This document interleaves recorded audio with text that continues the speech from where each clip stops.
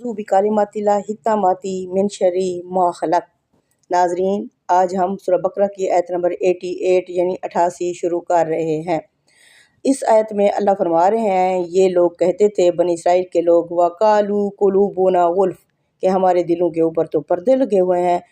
اللہ جواب دے رہے ہیں بَلْ لَعَنَهُمُ اللَّهُ بلکہ اللہ کی لعنت ہے ان پر، بِكُفْرِهِمْ ان کے اس کفر کی وجہ سے، فَقَلِيلًا مَا يُؤْمِنُونَ یہ کم ہی ایمان لاتے ہیں۔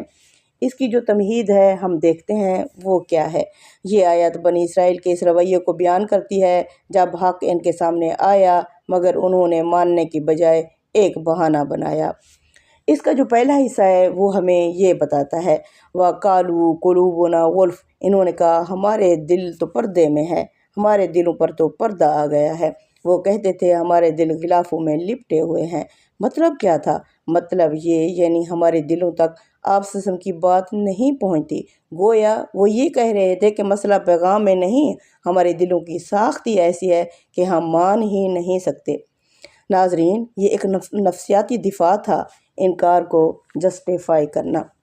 اس پر اللہ کا جو جواب ہے اللہ نے وہ یہ فرمایا بَلْ لَعَنَهُمُ اللَّهُ بِكُفْرِهِمْ بلکہ اللہ کی لعنت ہے ان پر ان کے کفر کی وجہ سے، یعنی اللہ فوراً فرماتے ہیں ایسا نہیں ہے، دل بند نہیں تھے بلکہ ان کے کفر کی وجہ سے اللہ نے انہیں اپنی رحمت سے دور کر دیا۔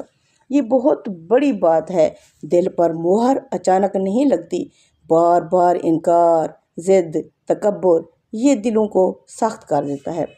تو اللہ فرماتے ہیں فَقَلِيلًا مَا يُؤْمِنُونَ وہ ایمان تو لاتے تھے لیکن جزوی ایمان، جو بات ان کے مفاد میں ہو وہ مان لیتے اور جو نفس کے خلاف ہو وہ چھوڑ دیتے تھے۔ اللہ کو ایسا ایمان قبول نہیں۔ ایمان پورا ہوتا ہے چن چن کر یا جزوی نہیں ہوتا۔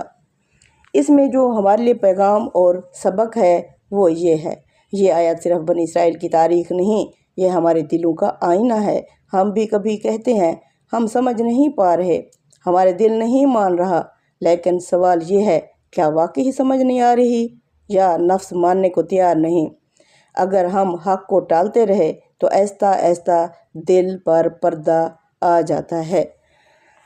اللہ سے دعا ہے، اختتامی دعا، یا اللہ ہمارے دلوں کو کھلا رکھ اور انہیں ضد اور تکبر سے بچا اور ہمیں مکمل ایمان عطا فرما، آمین یا رب العالمین۔ ناظرین، اگر آپ کو یہ پروگرام پسند آ رہا ہے تو اس کو زیادہ سے زیادہ لائک اور شیئر دیں اور زیادہ سے زیادہ لوگوں کو پہنچائیں تاکہ ہمارا یہ پیغام اور یہ شمع ہمیشہ جلتی رہے۔ السلام علیکم ورحمۃ اللہ وبرکاتہ۔